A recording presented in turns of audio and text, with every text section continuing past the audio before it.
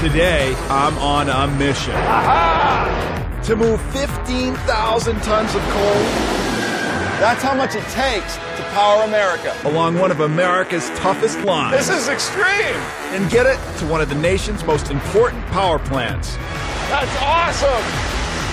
And there's just 36 hours to get the job done. My name is Matt Baum. Ever since I was a kid, I've been obsessed with trains. My day job? I work on a railroad in Maine. But this is my dream. To ride the biggest, fastest, most awesome trains in history.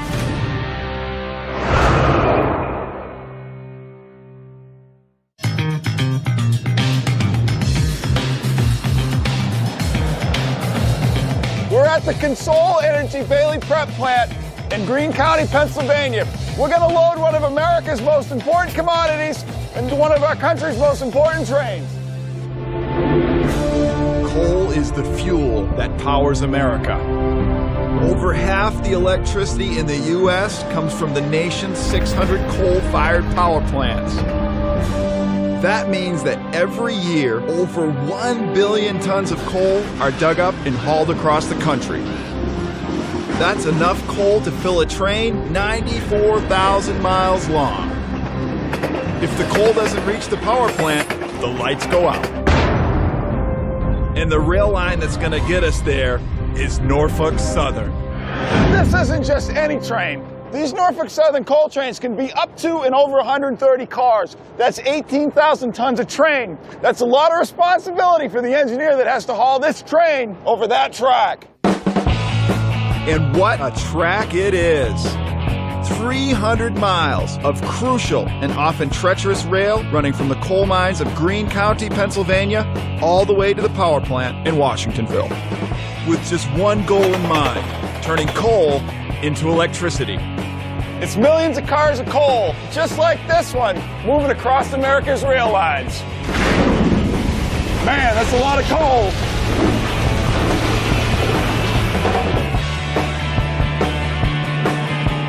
This is the Bailey Central Preparation Plant. It gets raw coal from 2 nearby mines via a system of underground conveyor belts 9 miles long. And it's where the whole process starts. This conveyor belt here is about 1,000 feet and it's running about 750 feet a minute.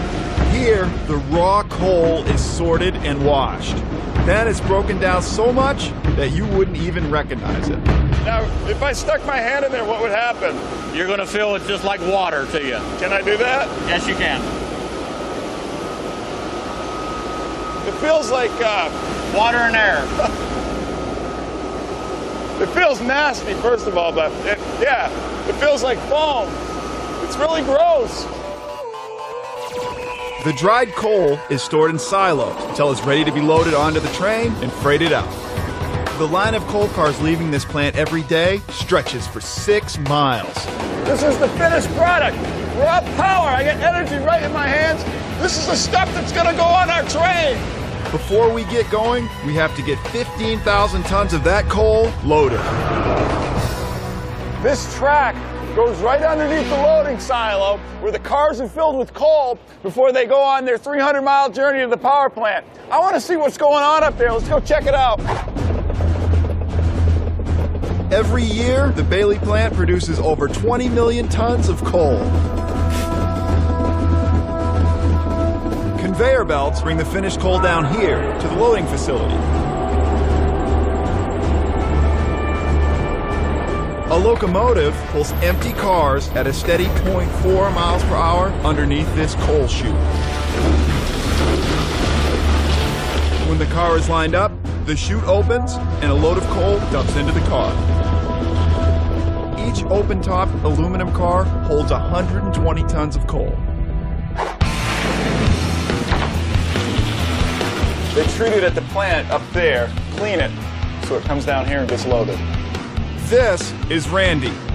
It's his job to line up the chute and release the coal.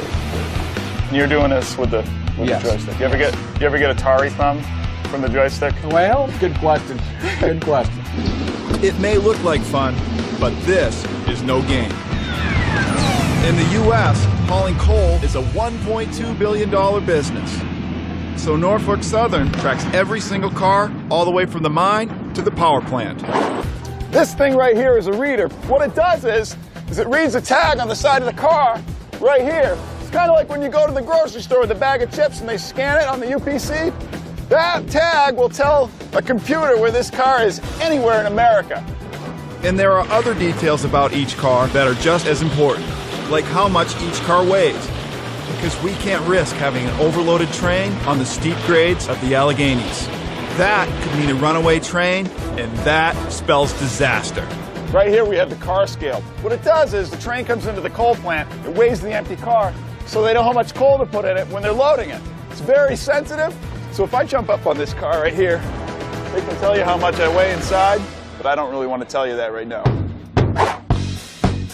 He's loaded 8,428 tons to this train, and that's just the coal. It doesn't even include how much the car weighs.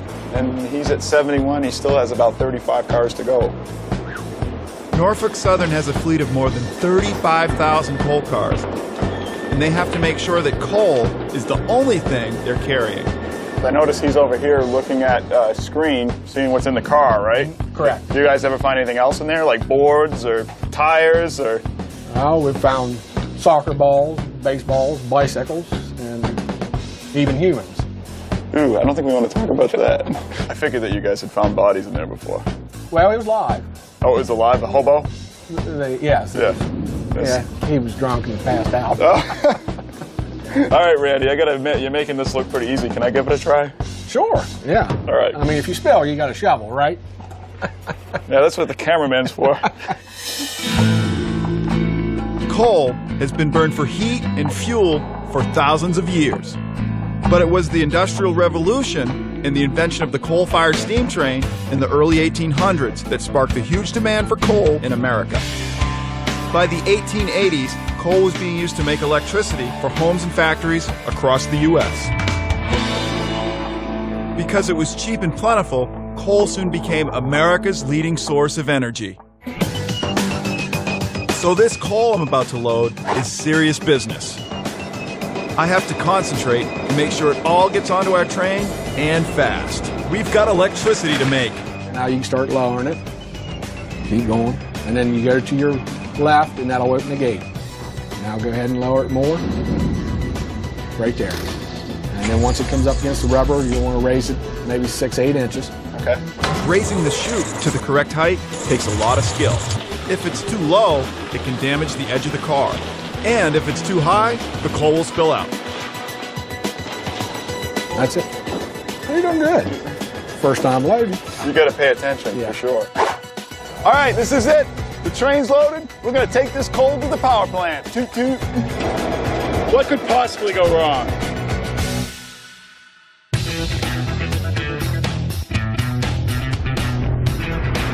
I'm in Greene County, Pennsylvania, and this coal train is about to set off on one of America's most challenging rail lines. Destination, the Washingtonville Power Plant. And the railroad that's gonna get us there is Norfolk Southern, the thoroughbred of transportation. Lucky for me, our train crew, Larry and Stan, aren't short on experience. In fact, they are both certified engineers. If anyone can tackle this route, they can. Thanks for having me on board. Nice to meet you. So where are we heading today, boys? Horseshoe curve. Horseshoe curve. Wait. You just said horseshoe curve? Yeah. We're gonna go around the horseshoe curve? Going around the horseshoe curve. I've always wanted to go around the horseshoe curve. This is great. I can't wait. We'll hit Pittsburgh and Johnstown before soaring 1,716 feet over the Allegheny Ridge. There, we'll whip around a marvel of modern engineering, a 220-degree bend called the Horseshoe Curve. Then, we'll pass through the rail town of Altoona before delivering our 15,000 tons of coal to the power plant in Washingtonville. So we're going over some challenging territory. Yeah, it's challenging, especially the hill. That's the best part of it. All right, guys, let's get this train rolling. I can't wait. Get the show on the road. In all my years as a conductor, I've never seen anything like these mountains or the Horseshoe Curve. This is one tough route. So you just lifted 15,000 tons with your fingertips. Roger. How's that feel? I like it. This make you feel kind of... We've got the green light. It's time to move some coal. All right, the rear end has cleared the yard, so that means the whole train's out on the main line. It's hammer time. To get our coal train to the power plant, we've got to cross some rugged terrain. But first, we're taking this huge load right smack dab through the middle of Pittsburgh, Pennsylvania.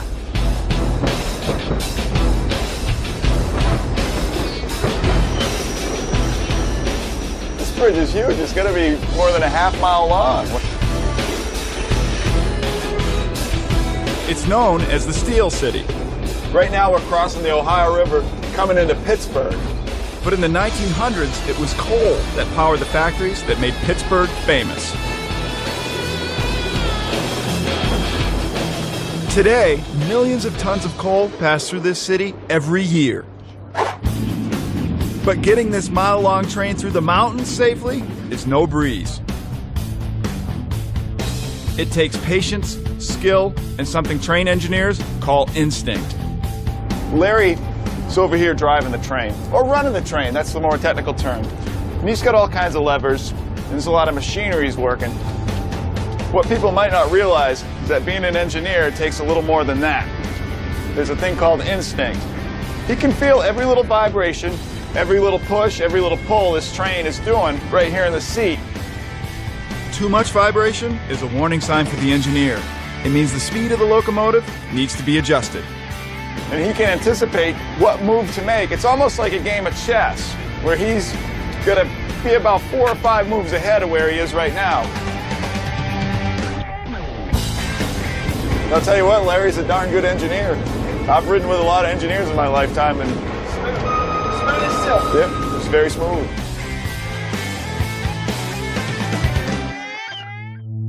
We're approaching Johnstown, the site of one of the biggest disasters in American history. In 1889, Johnstown was booming and had a population of 30,000. But on May 31st of that year, a huge dam 14 miles north of the town burst. 20 million tons of water came crashing down the Little Conemaugh River. A 40-foot high wave smashed into Johnstown, washing away homes, factories, and huge steam locomotives. Over 2,200 people died in the flood, and even more were left homeless. First to the rescue was the Pennsylvania Railroad. In 3 days, new tracks were laid, enabling food, supplies, and relief workers to be brought in by train. The railroad saved the day. This mountain, this rail line, is no joke. There's some serious business here. And a serious challenge. Early railroad pioneers found the Alleghenies much too steep to climb. The trains broke down and were stranded in the mountains. And that's not good news when you've got 15,000 tons of coal behind you that's waiting to power the whole East Coast. That's correct. Have you ever thought of it that way? You're pulling electricity behind you, man. Getting over the ridge is not going to be easy. It may not look like much, but believe me, with all this weight, the grade that we need to climb is a dangerous obstacle. A grade is the degree to which the track goes up or down. If the track rises 1 foot over a distance of 100 feet, it's said to be on a 1% grade. Most railroads consider a 2% grade to be very steep. Grades in the Alleghenies often rise above 2%. So there's no way a huge train like ours can get through on its own. To get our 15,000-ton coal train up and over these mountains, we're gonna need some help. Hey, this is it. We're coming into Johnstown. We're gonna put the helpers on. A helper is a locomotive that provides an extra push to get a huge load up a steep grade. I want to see how this works. I'm gonna go ride the helpers. The 2 helpers we're hooking up add over 6,000 horsepower to our existing engines. That's a total of 21,000 horsepower on our train. It's like having 26 NASCAR engines blasting at full tilt. Okay, we're on the helpers. We're getting ready to hook onto the rear of the train and give it a push. These 2 helper locomotives will push our coal train for 60 grueling miles over the Alleghenies before cutting off in Altoona. So the helper crew is now in sync with the head-end crew, correct? You've done your brake test? Everything is the same, and you guys are gonna push now, right? Yes. Push away! Push away, John! Right. All right!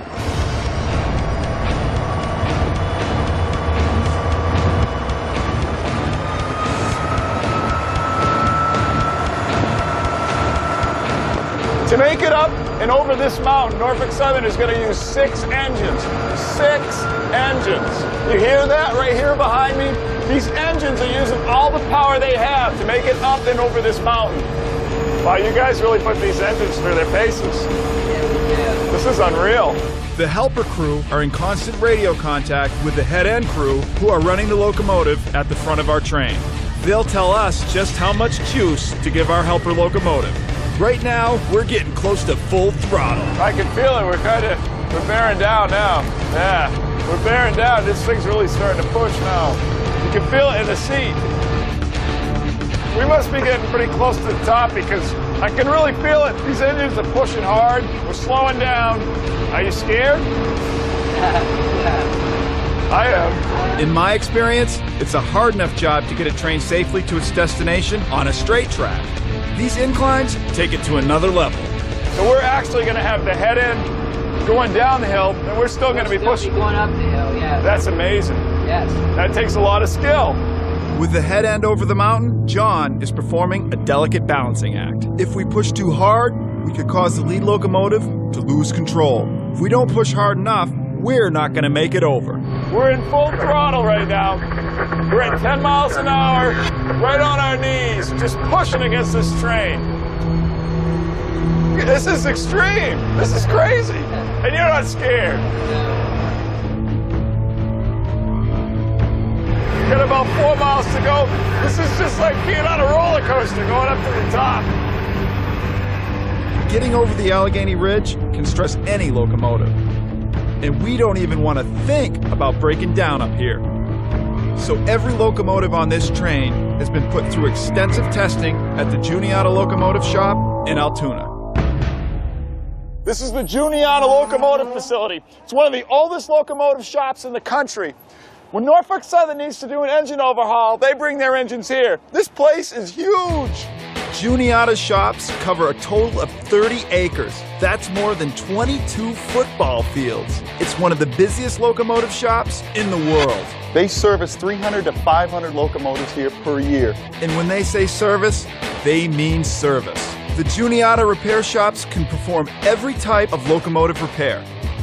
One of the unique things about the Juniata Locomotive Shop is that other rail companies will send their engines here to get fixed because the work here is so good. There are 30 different shops that do everything from testing out motors.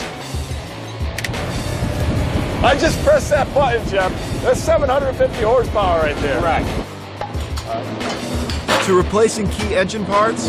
This is a new one right here. Look at that. Beautiful.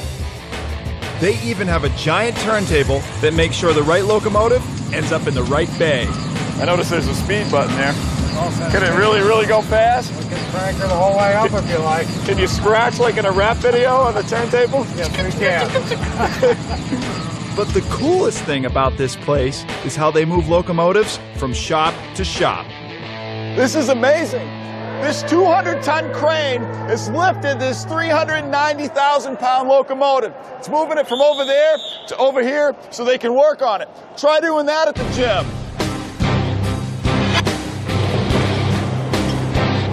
A 3-man crew hooks up an overhead crane to the locomotive. This single overhead crane can lift over 200 tons. That's like lifting 60 Hummer SUVs.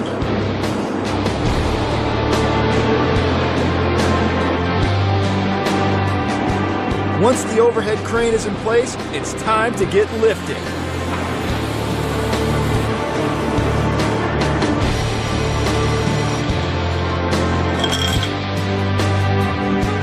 Look at that. Right there is a 200-ton locomotive. It looks like it's levitating. And with a push of a button, the huge locomotive is hoisted 50 feet into the air. Now, the crane operator can move the locomotive to whichever shop they want. when a locomotive has been fully serviced is it allowed to tackle the steep inclines of the Allegheny Mountains.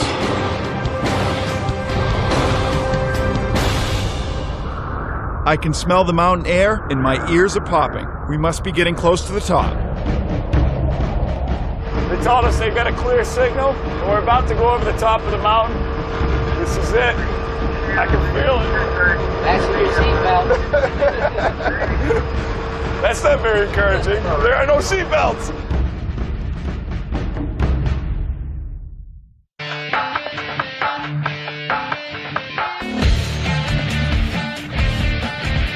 I'm riding a locomotive at the rear of a Norfolk Southern coal train. We're pushing 15,000 tons of coal to a power plant on the other side of the Allegheny Mountains in western Pennsylvania. We're about to descend into an engineering marvel known as the Horseshoe Curve. In the 1850s, the Pennsylvania Railroad had a problem. The route across the Alleghenies led over a pass, into a steep-sided valley, and then over another pass. But the drop in and out of the valley was so steep that no train could do it. To solve the problem, the Pennsylvania Railroad built tracks around the head of the valley in a huge curve shaped like a horseshoe. The Horseshoe Curve is one of the great engineering feats of the 19th century, but it came at a cost. The Pennsylvania Railroad brought in thousands of immigrants to build the curve. These guys were only getting paid 25 cents an hour to build their piece of the American dream. If it wasn't for these guys and their raw muscle, this railroad would have never been here. In 1854, the Horseshoe Curve was completed. With the aid of helper locomotives, trains climb the steep grades over the pass. Then they go down into the curved track around the head of the valley. Because the curve itself is on a gradual incline, the train can go faster and remain under control. Once out of the curve, the train still has enough momentum to get over the next mountain pass. When the Horseshoe Curve opened in 1854, the trip from Pittsburgh to Philadelphia was cut from 3.5 days to 12 hours. All this stuff right here, pushing the train up over the mountain, bringing it down the mountain, guys like John and Ron here, it's all about getting the coal to the power plant. So what do you think's harder as a pusher crew? Is it harder going up the hill or harder going down the hill? Going down the hill. Going down the hill. I thought you were going to say that. We're still pushing the rear of our train up the mountain, but our lead locomotives have already begun their descent. So more than half the train is going down the hill right now. Yes. And I noticed that you've throttled off, so it's kind of starting to pull us now. We're going over the top right now. You can see it right there, how it's gone up, and now we're going down. This is where the craziness begins. It's all downhill from here. We're nearing the descent into the Horseshoe Curve. Our brakes had better work. Trains have been making this journey for over 150 years. And if you want to know how steam trains were able to stop, there's only one place to find out: Steamtown. In the 1830s, if you wanted to stop an engine, a railroad employee would get in front of it, dig his boots into the ground, stop it with his heels. But when the railroad started making engines this big right here, they had to come up with another way, and that's when they invented the brake shoe. Brake shoes work by pressing against the wheel. There's a lot of friction involved to stop this train, a lot of wear and tear on these brake shoes. Just like on your car, you gotta have them serviced once in a while. A locomotive like this would have its brake shoes inspected every day. Looks like that's what Mike's doing right now. Let's go down and take a look. Mike, what's going on? We have to change this brake shoe out, Matt. It's bad. For one, it's worn out, and now it's got a big crack in it, and you can't have a defect like that on your brakes. Okay, I can see the crack right here. There's a nice big crack in there, so we have a defective brake shoe, and Mike's gonna change it out. Unless you want to do it, Matt. I'll tell you what, Mike, I'll take a crack at it. First, we'll take this bar and make some space so we can get at the steel brake pad. A lot of places to bang your head around here, so I'm gonna just stick this in. Ah, okay. Push it back. It's pretty loose in here, so we can just take it out by hand. All right. So now you want to lift the shoe off of there. It doesn't feel very natural. No. Lift it back. Here, let's see if we can. So I just need to slide the old shoe down, nice and easy. There you go. Hi. We'll get that Went later. right into the pit. I have a feeling we're going to be going down there a little later anyway. I hope there wasn't anybody down there. We have this brand new brake shoe here. Back in the day, how long would one of these brake shoes last? You might get 10,000 miles out of a set of shoes. Any kind of warranty on that? No warranty. All right. These marks here are indicators on when to change the brake shoe. When they wear down, it means it's time to change it. Okay, so we're going to take this 25-pound brake shoe. I'm going to start it up at the top of the wheel here. Yes! Yeah. Let's slide this. Like this. This is some serious hard labor. Yeah. Ready? All right. Yeah. There we go. All right. I think you got it. I think I got it. Oh, I can feel it tighten right up there. And then you just tap it right in. And that's it. If the brakes don't work, you're looking at a train wreck. Although today's trains still have brake shoes, there are new techniques to deal with harrowing stretches of track like the Allegheny Ridge. Our train uses a technique called dynamic braking. Dynamic braking uses the locomotive's traction motors to slow the train down. When dynamic braking is engaged, the engineer takes power from the traction motors that drive the train's wheels. The resistance in the engine makes the wheels harder to turn, effectively slowing the wheels and the speed of the train. It's like putting your car into low gear. You actually let the resistance of the engine hold the train back. You've just come out of dynamic braking. What were you doing? What we were doing is we were holding the train back in the dynamic brake. So he was holding it back from the front end and we were holding it back from the rear. And then once the brakes take hold, I slowly take my dynamic brake off. And now we're just going along for the ride, more or less. Running this train through the Alleghenies is a constant struggle between man and nature. It's this train versus gravity. But your job's not over, is it? It's never over. In fact, the hardest part of the job has just begun. History has shown that even experienced crews have fallen prey to the hazards of the Alleghenies. 1925, a 58-car freight train loses braking power on the steepest section of the descent into the horseshoe curve, derailing the train and killing 2 crewmen. 1947, the eastbound Red Arrow train derails just west of Horseshoe Curve and rolls down the mountain. 24 people were killed and 126 were injured.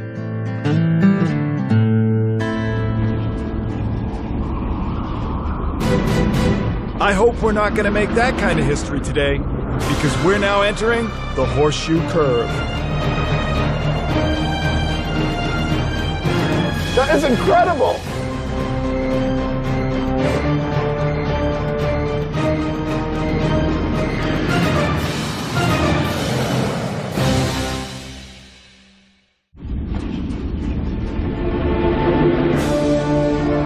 I'm riding on a Norfolk Southern coal train through western Pennsylvania. Right now, we're going around an amazing 220-degree bend called the Horseshoe Curve.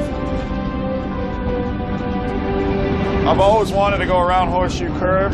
This is incredible.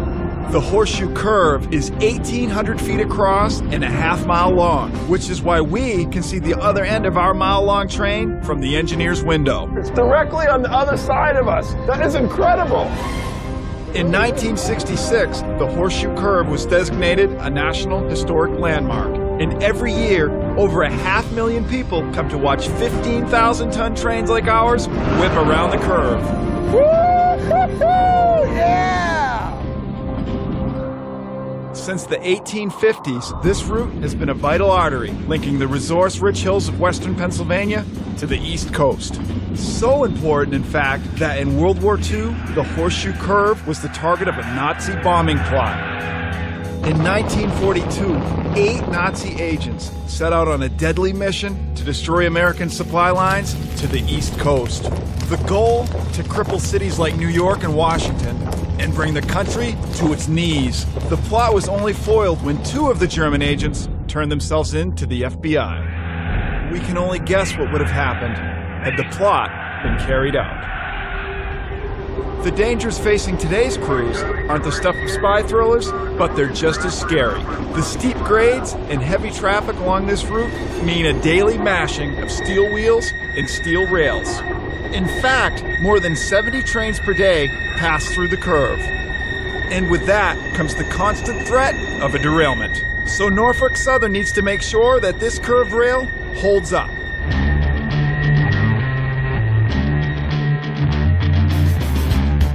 We're here at Bennington Curve in Altoona, Pennsylvania with one of Norfolk Southern's rail gangs. What they're doing is they're replacing the track. All this equipment you see here is going to be used to replace this rail. Because of the effects of centripetal force, curved tracks need more maintenance than straight ones. When a 15,000-ton train whips through a curve like the one we just went through, more of its weight presses against the outside rail, and that means a lot more wear and tear. The first thing the rail gang does is they pull the spikes up. That's what this machine is doing right here. Look at that, he's pulling the spikes right out.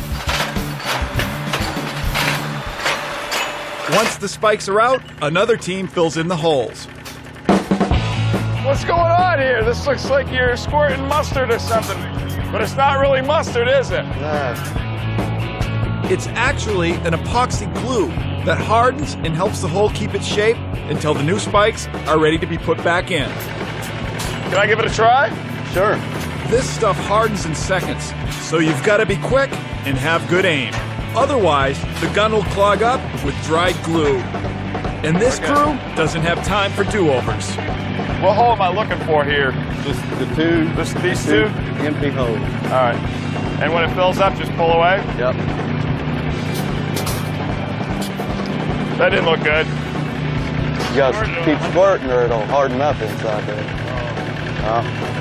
Too late. So what do you have to do if it hardens up? I wasn't quick enough. The glue hardened and the gun's backed up. Maybe I should stick to being a conductor. It's not as easy as it looks. Justin is going to fix my mistake, and then it's time to lay some new rails.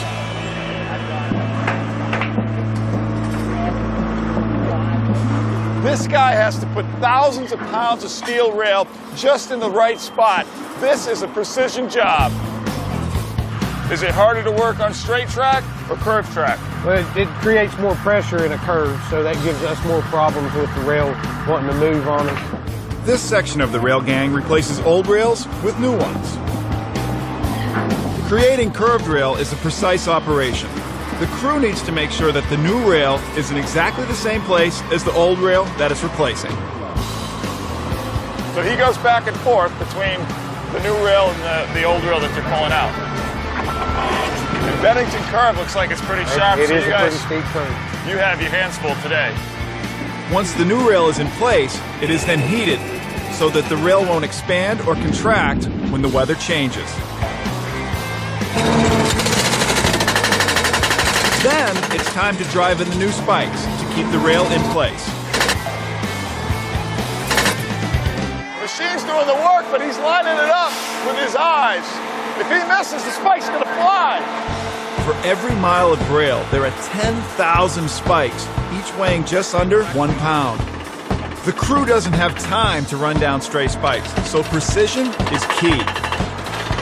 This machine should be pounding it with a hammer, that's for sure. Lucky for me, this rail gang knows what they're doing. Because if a steel spike goes flying, I'm definitely in the line of fire right now. So you're doing that all by yourself. You're looking at it. Right, you're shooting the hole. You know, you're shooting the spike in the hole. You ever miss? Well, yeah. What happens when you miss? Well, she shoots, you know, or you bend them or whatever. Well, I've been watching you and you haven't missed. Well, Unreal. here's the practice. Here's the practice. But it's not only the rail that gets worn down. The train's wheels take a beating as well. To see how the experts deal with broken wheels, I've come to the rail yard that changes more wheels out than any other yard in America. Union Pacific's Bailey Yard in North Platte, Nebraska. These guys have encountered a problem. They have a wheel with flat spots on it. Now, flat spots, you may have heard them. Train goes by, you hear the ka-clunk, ka-clunk, ka-clunk, ka-clunk, ka-clunk. Well, this is what this wheel has. It's bad for the wheel, it's bad for the tracks. These guys say they can change it out in 5 minutes without setting the car out of the train. They're gonna do it right here, 5 minutes. Let's see if they can do it. This jack is bringing the cars right off the ground. It's lifting the chassis right up in the air. They've rolled the bad wheel out. This is amazing. Those hydraulic jacks are rated for 50 tons. That's how they can lift that huge coal car and hold it up there for so long. 2 minutes. They've rolled the old wheel out. They've got the new wheel on standby over here. The crew needs to set the new wheel in exactly the right place. These wheels aren't connected at all to the train. They just ride on the truck there. Bringing the new wheel in. And when they lower the steel car back into place, the new wheels will fit into the groove, just like a piece in a jigsaw puzzle. 3 minutes. They've taken the bad wheel out. Now they have the new wheel. They're going to roll it underneath the truck, lower the jack, and the wheel's going to be changed.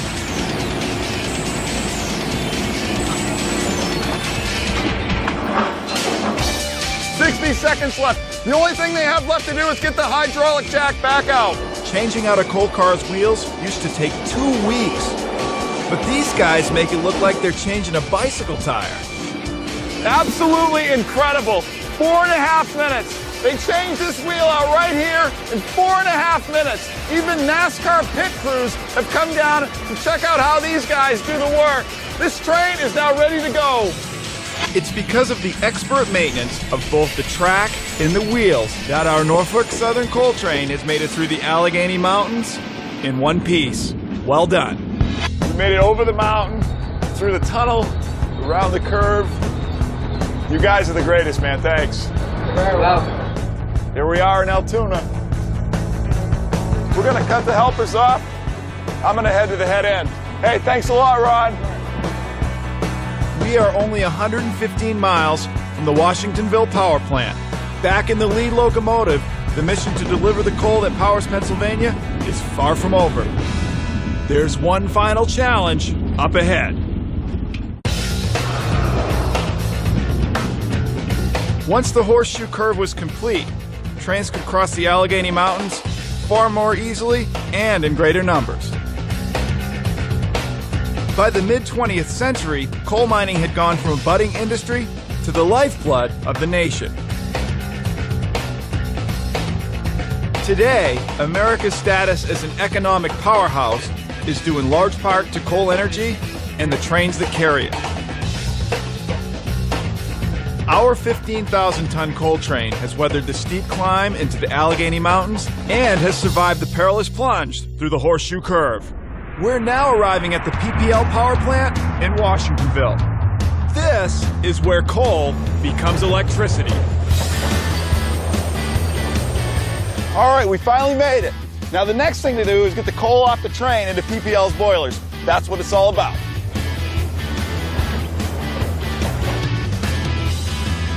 If it's not burned right away, it comes here to the coal reserves. All this coal you see here is only about a month's worth of supply. That's how much it takes to power America, and that's why it's vital that this train gets unloaded fast. Looks like our coal train's cars are ready to get emptied. Many coal cars are unloaded manually, either by tipping them over or unloading them from the bottom. These cars are equipped for what is called rotary dumping. I'm heading over to the rotary car dumper to see what it's all about. The coal cars have been unhooked from the locomotive and have entered the rotary dumper. You actually can move the train with this? That's correct, yes. So it's like having a full-scale train set. That's right, just by pushing a button. All right, can you show me how this works? Sure. Okay, that's what moves it. All right. The huge machine takes over, and a set of hydraulic cylinders push the mile-long line of coal cars towards the dumper. So that car's out on the rotary dump right now. That's going on to the dumper, yep. It'll be moving all by itself. Wow, look at that. These hydraulic cylinders pack a punch of 250,000 pounds of force. That by itself is going to move the entire train. The cylinders are so powerful, the train doesn't even need an engineer. The train comes into this shed here. That's right. You lock the car down, and and then there's a car on the rotary dump. That's right. The rotary dump turns, the coal dumps out. That's right. So how long does it take, Randy, to unload an entire train of, say, 105 cars? 105 cars, about 4 hours. So in just about 4 hours, our entire train will be emptied and ready to go back and get some more coal. So that's really, really fast. Yeah, it's a lot faster than shoveling, that's for sure. Yes. Our coal cars are connected to one another by what are called rotary couplers. These couplers allow each car to be rotated by this huge coal dumper while still connected to our train. So that rotary dump is going to take 120 tons of coal, tip it over, and dump it out in one move.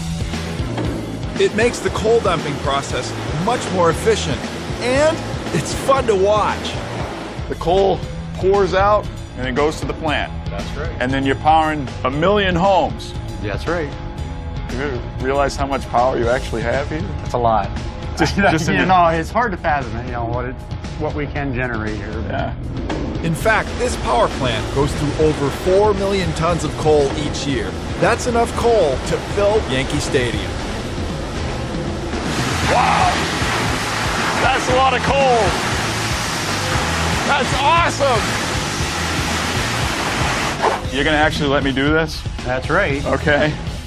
So I've loaded coal, and now I'm gonna dump it. Coming down. Okay. All right, all right. And then Okay. just Pull that pull lever. it down. Wow! There goes the coal, look at that! Boom! Okay, we've watched the coal get loaded at the mine, we've hauled it over the line, now we've unloaded it here. Randy, I want to go see what you guys do with this coal. After getting dumped, our coal will be belted into a holding facility until it's ready to be turned into electricity. The coal on our train alone can generate 36 million kilowatts, which is enough to power 170 homes for an entire month. We take that coal, put it into a silo for storage, then we grind the coal to a very fine powder, and then we blow it into the furnace. Would you like to see where we burn it? You burn it right here? This entire building, about a 10-story building, is the furnace. And the coal goes in. We have about 250 miles of tubing where we have water in the tubing and we make steam. Would you like to see inside? I have a feeling you're gonna show me, so yeah. It's crazy to imagine, but these furnaces are pumping electricity to over 1 million households. Unreal. I can see it glowing in there right now. It's like a pink glow through that window right here. Right, I've got an observation port. You can see we've got some protective glass and some air that's cooling that port right now, and you can see the fireball through the glass. Let's open it up.